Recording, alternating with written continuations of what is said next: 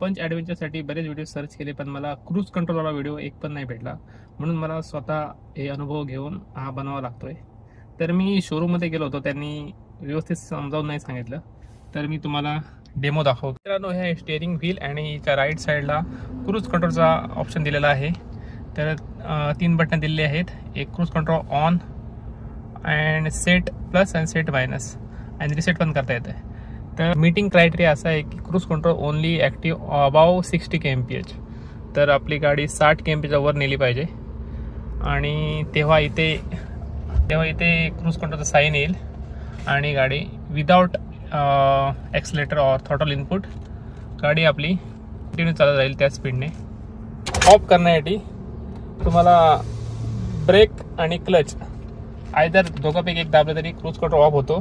तसंच इथे पण ओव्हरचं हे बटन आहे, हे बटन दाबून तुम्ही क्रूज कंट्रोल ऑफ करू शकताय. तर मित्रांनो, मी आज चाललो आहे NH66 वर. हा मुंबई गोवा हायवे आहे. आम्ही आहोत चिपळूणच्या पुढे. कॉन्स्टंट स्पीड 70 kmph चालली आहे. तर 60 kmph वर गेल्यावर तुम्ही क्रूज कंट्रोल ॲक्टिव्ह करू शकता. 4-5 वगैरेमध्ये होऊन जातो 60चा स्पीड. आणि ऑन करण्यासाठी पहिला मी ऑफ करून दाखवतो. ते बटन दाबल्यावर हा ऑफ होऊन जाईल.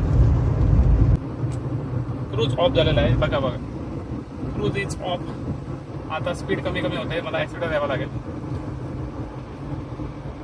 आणि आता ऑन कसं करायचं, एक तुम्हाला बटन दाबायचं आहे. हे जे बटन दिलेलं आहे ते खाली घ्यायचं आहे. हे तर नाही झालं तर मेन फंक्शन आहे ते ऑफ करावं लागेल. इथे दुसरी स्टेप आता होईल. आता ऑन झालेलं आहे आणि त्याने 61 kmph स्पीडला सेट झालेला आहे. आता मी सपोज पुन्हा ॲक्सिलेटर दिला तर ते क्रूज ओव्हरराईड होईल. म्हणजे स्पीड वाढणार नाही आहे. ते तुम्हाला इंडिकेशन दाखवेल की क्रूज ओव्हरराईड. आपल्याला जर सपोज स्पीड वाढवायचं जर असेल तर प्लस साईनकडे जावं लागेल. एका क्लिकमध्ये 2 kmph स्पीड वाढतो. तर 61चा 63, 64 असं झाला आहे. 63 वर झाला आहे बघा. आता आणखी पुढे घेतला 65 होईल. आता खाली घेतल्यावर स्पीड कमी होईल, 60 होईल.